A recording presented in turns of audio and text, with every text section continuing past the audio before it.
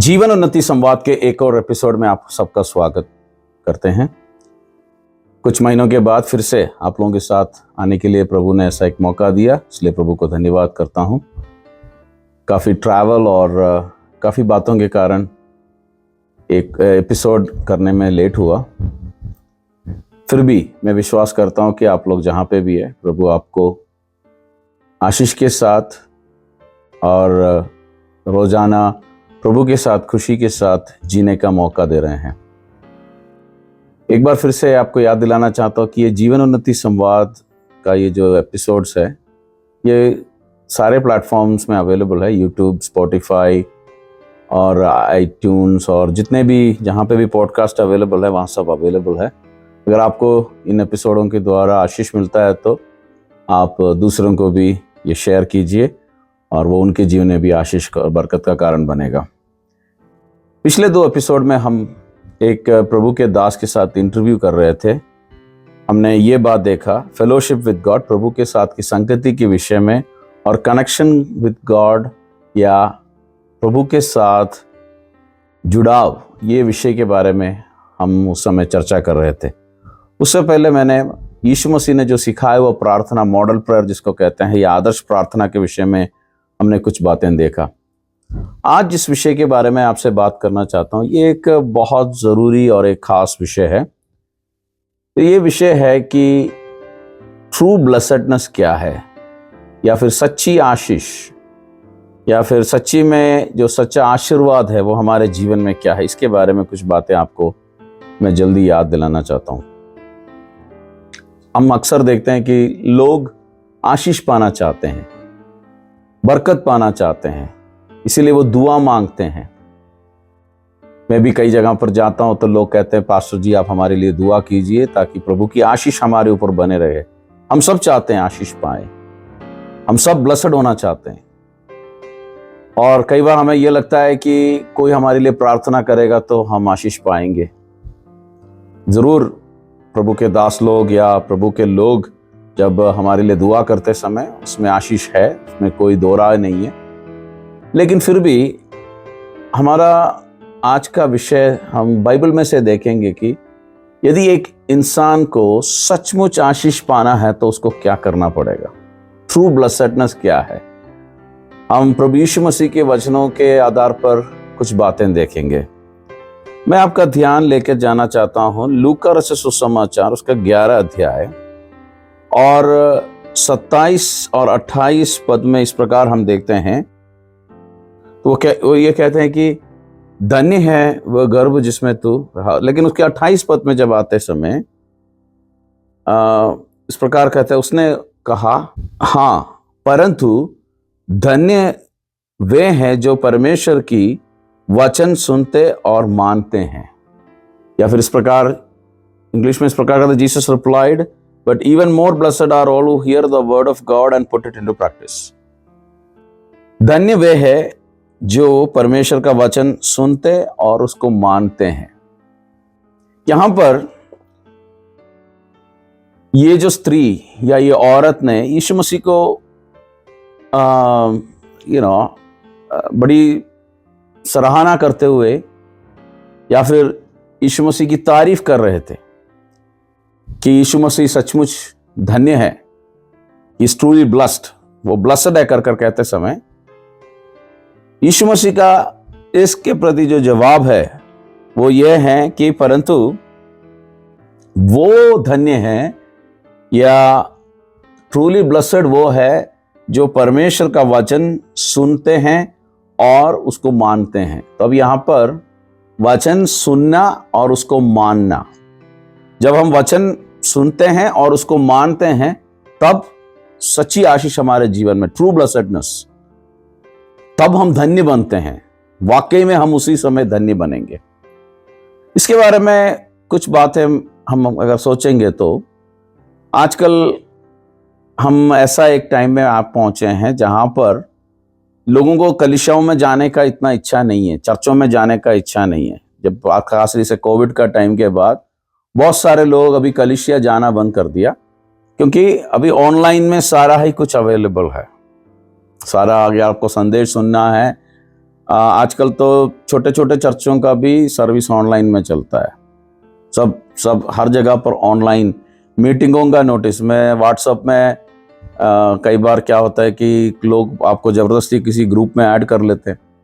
मैं भी कुछ ग्रुप में हूँ जिसमें पता नहीं कितने लोग हैं, और अक्सर जब मैं सुबह उठता हूँ देखता हूँ तो 50-100 मैसेज उसमें होते हैं। वो उसमें से इतने सारे मीटिंगों का नोटिस, मतलब उसमें से जो ज़्यादातर मीटिंग या तो वो जूम वाली मीटिंग होंगे, या फिर अगर वो जूम नहीं है, अगर कोई कन्वेंशन है या बड़ी सभा है तो भी उसका लाइव टेलीकास्ट होगा।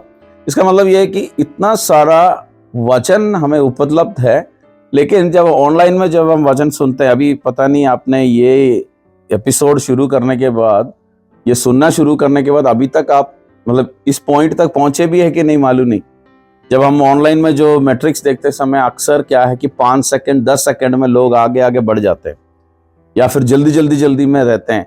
कई बार हम रुक कर सुनने के लिए तैयार नहीं है। लेकिन परमेश्वर का वचन ये कहता है कि जो परमेश्वर का वचन सुनना और उसका आज्ञा मानना, और उसको जो मानते हैं दोस्त फॉलो, वो सचमुच में धन्य है। जब फॉलो करने के बारे में बोलते समय या आज्ञा मानने के समय वो उसको प्रैक्टिस करते हैं, मतलब जैसा वचन कहता है वैसा ही करने वाले लोग आशीषित है कर परमेश्वर का वचन में प्रभु यीशु मसीह ने सिखाया। कुछ और वचन मैं आपको याद ध्यान में लाना चाहता हूं। वचन संहिता 1 में वहां पर ब्लेसेड मैन कौन है, या फिर कौन है जो सचमुच आशीष पाया हुआ कौन है कर वहां पर लिखा है। वहां पर इस प्रकार लिखा हुआ, या फिर धन्य कौन है। वहां पर इस प्रकार कहते हैं कि क्या ही धन्य है वो पुरुष जो दुष्टों की युक्ति पर नहीं चलता, और 3 चीजें लिखा है। और वहां पर खास रीति से बताते हैं कि क्या ही धन्य है वो पुरुष जो नहीं चलता, और जो टटे करने वालों के मार्ग में, या फिर जो गलत बातें करने वालों के मार्ग में मंडली में बैठता नहीं है। और वहां पर एक बार और यहाँ पर लिखता है कि वो चलता नहीं है, रुकता नहीं है, बैठता नहीं है, वो धन्य है। परंतु वह तो यहोवा की व्यवस्थाओं पर प्रसन्न रहता और उसकी व्यवस्थाओं पर रात दिन ध्यान करता रहता है। इसका मतलब क्या है कि जो धन्य जो व्यक्ति है वो क्या करता है, परमेश्वर के वचन के ऊपर दिन रात ध्यान करते रहता है। या फिर इंग्लिश में हम देखते थे, how blessed are the one who does not walk on the advice of the wicked, stand in the pathway of sinners और sit in the company of the mockers. जो मजाक उड़ाने वालों के साथ बैठकर मजाक नहीं उड़ाता, जो पापियों के मार्ग में खड़ा नहीं रहता, जो दुष्टों के संगति में नहीं चलता, उनके वो जैसे बोलते वैसे नहीं चलता, वो धन्य है। लेकिन वो परमेश्वर के वचन में दिया। तो वहां पर भी जो अगर आपको जीवन में धन्य होने के लिए आपको क्या करना है कर वहां पर बड़े सरल रीति में बताया गया है। लेकिन जब हम मत्ती सुसमाचार 28 अध्याय में आते समय उसकी 18 से 20 पद तक हम पढ़ते हैं, काफी बार हमने पढ़ा होगा, काफी बार हमने ये वचन सुना भी होगा। वहां पर यीशु मसीह ने अपने चेलों को पास आकर उनको जब वो नियोग देते हैं कि तुम दुनिया के कोने कोने में जाकर सुसमाचार सुनाओ, वो कहते हैं कि सारा अधिकार मुझे दिया गया है, इसलिए तुम सारी दुनिया में जाकर प्रचार करो और जाओ और चेले बनाओ, और सारे देशों में से जाकर चेले बनाने के बाद उनको पिता पुत्र पवित्र आत्मा के नाम से बपतिस्मा दो। लेकिन यीशु मसीह ने उसके 20 पद में इस प्रकार कहते हैं कि और उन्हें सब बातें जो मैंने तुम्हें आज्ञा दी है मानना सिखाओ, और देखो मैं जगत के अंत तक सदैव तुम्हारे संग हूं। मतलब यहाँ पर प्रभु यीशु मसीह ने ना केवल चेले बनाने के लिए कहा, ना केवल सुसमाचार सुनाने के लिए कहा, लेकिन यीशु ने यह भी कहा कि उन्हें वो बातें सब मानना सिखाओ जो मैंने तुझे सिखाया, और मैंने जो तुम्हें सिखाया वो तुम क्या है उनको मानने के लिए सिखाओ। इसका मतलब ये है कि उनको ज्ञान प्राप्त करने के लिए नहीं, उनको नॉलेज मिलने के लिए नहीं, उनको प्रचार करने के लिए नहीं, उनसे प्रचार करवाने के लिए नहीं, लेकिन उसको मानने के लिए तुम उनको सिखाओ। That means we have to obey, observe, practice. इसका मतलब क्या है कि हमें उसको, उसकी आज्ञाओं को मानना है। हम एक ऐसे टाइम में आ चुके हैं जब, जैसे मैं कह रहा था पहले भी, लोग बस पहली बात तो सुनना चाहते नहीं, सुनने में उनको रुचि नहीं है। दूसरी बात, सुनेंगे भी तो उनका जो मन में इतना आज्ञा मानने के लिए तैयार नहीं है। मैं एक बात आपसे पूछना चाहता हूं, आप जब एक संदेश को सुनते समय, या कलीसिया में हो या आपके चर्च में जब एक प्रचार होता है, उस समय क्या आपको अगर ऐसी कोई बात वहां पर बताया जाता है जिसमें आपके जीवन में कमी घटी है, क्या उस विषय के ऊपर आप मन फिराते हैं और अपनी जिंदगी को बदलते हैं, या फिर आप सिर्फ आगे चलता ही रहते हैं? जैसे पहले आप थे वैसे ही चलते रहते हो, कि उसमें से एक बदलावट आपके जीवन में आने के लिए आप कोशिश करते हैं, बदलावट लाने के लिए? मेरे पास मैं अक्सर लोगों को कहता हूं कि हमारे पास एक डायरी होना चाहिए या कागज होना चाहिए। डायरी होना चाहिए, एक्चुअली कागज भी नहीं, कागज तो इधर उधर मिला, हम हमारे हाथ से छूट जाएंगे। एक डायरी होना चाहिए। जब हम वचन प्रचार सुनते समय, उसमें क्या करना चाहिए हमें? प्रचार सुनते टाइम उसमें से जो भी बात प्रभु हमसे बातचीत करते हैं, जो हमारे जीवन में कमी घटी है। एक उदाहरण बताता हूं, अगर हमें झूठ बोलने की आदत है, हमने वचन सुनते समय सुना कि परमेश्वर जो झूठ बोलते हैं उनसे प्रीति नहीं रखता, परमेश्वर के वचन उसके खिलाफ में बोलते हैं, तो हमें लिख के रखना चाहिए, क्योंकि परमेश्वर का वचन जहां पर इस प्रकार लिखा है, इसलिए मैं आज से झूठ नहीं बोलूंगा। और प्रार्थना करना चाहिए। मतलब जो सीखते हैं उसको हम क्या करना चाहिए, उसको पालन करने के लिए या उसको अपने जीवन में लागू करने के लिए हमें कोशिश करना चाहिए। अभी एक बार एक वचन और आपके याद में दिलाना चाहता हूं। यूहन्ना रचित समाचार उसके 14 अध्याय उसके 15 पद में इस प्रकार लिखते हैं, यदि तुम मुझसे प्रेम रखते हो तो मेरी आज्ञाओं को मानोगे। If you love me you will keep my commandments. मतलब तुम यदि मुझसे प्यार करते हो, ये यीशु मसीह ने कहा अपने चेलों को कि तुम यदि मुझसे प्यार करते हो तो तुम क्या करोगे? तुम मेरे आज्ञाओं को पालन करोगे। आज मैं पूछना चाहता हूं, कई बार हम कहते हैं प्रभु यीशु मसीह मैं आपसे प्यार करता हूं, कई बार हम लोगों के सामने बोलते हैं प्रभु से मैं प्यार करता हूं करके, लेकिन आज सवाल यह है कि क्या आप सचमुच प्रभु से प्यार करते हैं? अगर आप ये कहते हैं कि मैं प्यार करता हूं, उसकी आज्ञाओं को मानते हैं कि नहीं? अभी आज्ञाओं को मानने के विषय में बताते समय, अभी हमारे पास ऑप्शन नहीं है। अभी कई लोग कपड़े खरीदने के लिए दुकान जाते समय, वहां पर बहुत सारे वैरायटी कपड़ा मिलता है। आजकल हम इतने चॉइस है हमारे पास, खासरी से बहन लोगों का, जो अगर कोई साड़ी लेने के लिए, सूट लेने के लिए जाते हैं, इतने चॉइस, सूट लेने के लिए जाते हैं, इतने सारे डिजाइन, इतने वैरायटी, इतना सब। तो हमें काफी क्या है उसमें से, हमें अगर 2 लेना है तो हम जो हमें सबसे ज्यादा जो पसंद, जो हमारे प्राइस रेंज में जितने पैसा हम खर्च करना चाहते हैं, उसमें हमारा बेस्ट जो है वो हम खरीदने की कोशिश करते हैं। अगर हम बेस्ट खरीदने की कोशिश करते हैं हमारे प्राइस रेंज में, तो हमारे मन में एक चॉइस है, हमेशा चॉइस है। और आजकल अगर कोई रेस्टोरेंट में खाना खाने के लिए जाते हैं तो मेन्यू कार्ड मिलता है, कितनी चॉइस है उसमें। कई बार मुझे बड़ा मुश्किल होता है, कहीं अगर बाहर खाने के लिए जाएं तो जो कार्ड देते हैं उसमें से इतनी सारी चिकन का ही आइटम्स, पता नहीं 10-15 टाइप या उससे ज़्यादा होता है। सब्जियां, इतनी सारी सब्जियों की वैरायटी, और इतने चॉइस है कि आप सारा तो कुछ तो खा नहीं पाएंगे, आपको तो बिल्कुल थोड़ा सा ही खा सकते हो। तो फिर उसमें से आपको 1 या 2 सिलेक्ट करना पड़ता है। इसी रीति से कई बार हमारे मन में भी हम ये सोच लेते हैं कि मुझे क्या है, चॉइस। ये यहाँ पर चॉइस नहीं है। परमेश्वर के वचन के विषय में जब आते समय, यहाँ पर हमें जो पसंद आया वो ले लिया और जो पसंद नहीं आया उसको छोड़ दिया, ऐसा कोई ऑप्शन नहीं है। हमें क्या करना चाहिए कि जो परमेश्वर का वचन में लिखा है वैसी आज्ञा मानने की कोशिश करना चाहिए। और जब हम बाइबल पढ़ते समय या कहीं प्रचार सुनते समय या कोई हमें उपदेश देते समय, हमें क्या करना चाहिए? अगर हमारे जीवन में ऐसा आदत नहीं है या कुछ बात हमारे जीवन में कमी घटी है, तो हमें उसको लिख के रखो और उसको बीच बीच में देखो और अपने जीवन में ये देखो कि आप उसको मानते हैं कि नहीं। क्योंकि प्रभु यीशु मसीह ने क्या कहा? अगर तुम मुझसे प्रेम करते हो तो तुम मेरी आज्ञाओं को मानोगे। और यीशु मसीह ने क्या कहा? तुम उन्हें वो सारी बातें जो मैंने तुम्हें सिखाई है उसको मानने के लिए सिखाओ। और जो पहले हमने जो वचन पढ़ा था लूका समाचार 11 उसके 27 और 28 पद में खास रीति से वहां पर क्या लिखा है, वहां पर यह कहते हैं कि यीशु मसीह ने कहा कि परंतु धन्य है वे जो परमेश्वर का वचन सुनते और मानते हैं, वचन सुनते हैं और मानते हैं। तो ट्रू ब्लेसडनेस क्या है, सच्ची आशीष क्या है, इसके बारे में अगर आप बाइबल पढ़ेंगे तो इतने सारे वचन आपको मिलेंगे।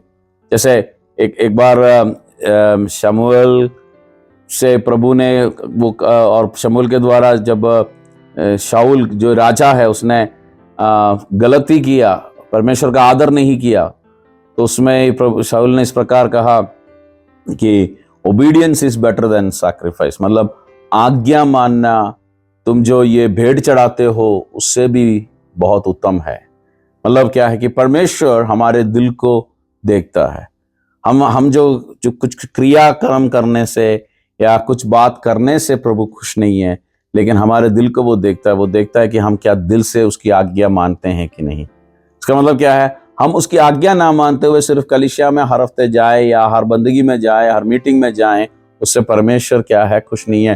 लेकिन प्रभु ये चाहता है कि हम जाएं, परंतु जो बात हमें सीखने को मिलता है उसको हम मानने की कोशिश करें और मानने के लिए अपने जीवन को समर्पण करें। तभी हमारे जीवन में रूपांतर आएगा, तभी हमारे जीवन में आत्मिक उन्नति आएगा। हमारा प्रोग्राम का नाम ही जीवन उन्नति संवाद है। अभी ये जो संवाद में या ये जो बात जो चल रहे हैं उसमें ये है, हमारा विषय ये है कि हम आत्मिक रीति से कैसे उन्नति पाए। आत्मिक रीति से उन्नति पाने के लिए प्रभु की वचन का आज्ञा मानना बहुत जरूरी है। और जब हम प्रभु के वचन के आज्ञा मानेंगे तो उस समय हमारे जीवन में परमेश्वर की आशीष और बरकत को देखने को मिलेगा। हम अपने जीवन को जरा सोच के देखें, क्या हम आज्ञाकारी है कि नहीं, क्या हम सचमुच आशीष प्राप्त कर रहे हैं कि नहीं। एक बार फिर से आपको जो बात पहले बताया था एक बार फिर से बताकर मैं आपके लिए दुआ करना चाहता हूं।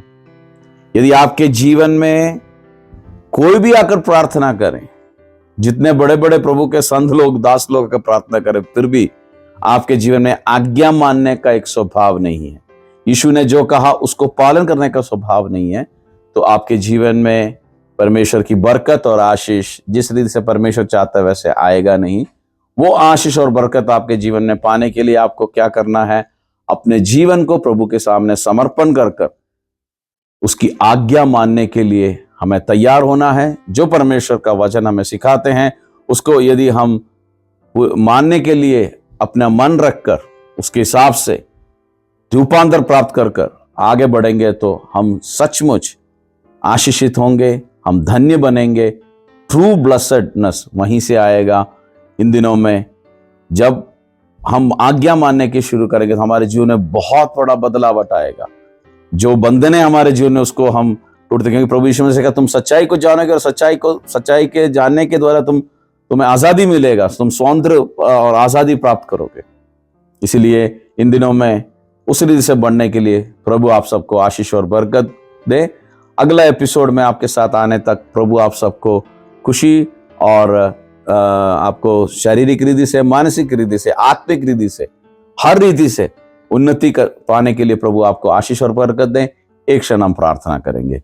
हमारे स्वर्गीय पिता परमेश्वर, हम धन्यवाद देते हैं। कई बार हम प्रभु जी फेल हो जाते हैं, छूट जाते हैं प्रभु जी। कई बार हम आपकी आज्ञा को पूरी रीति से मानने के लिए हमसे नहीं हो पाता। इस समय हम अपने आप को समर्पण कर प्रार्थना करते, जितने भी हमारे लोग इस प्रोग्राम को सुना सबको तेरे हाथ में देते हैं। होने दे कि सचमुच में वो आशीष और बरकत हमारे जीवन में हो। हम तेरी आज्ञा मानकर आगे बढ़ने के लिए मदद करे।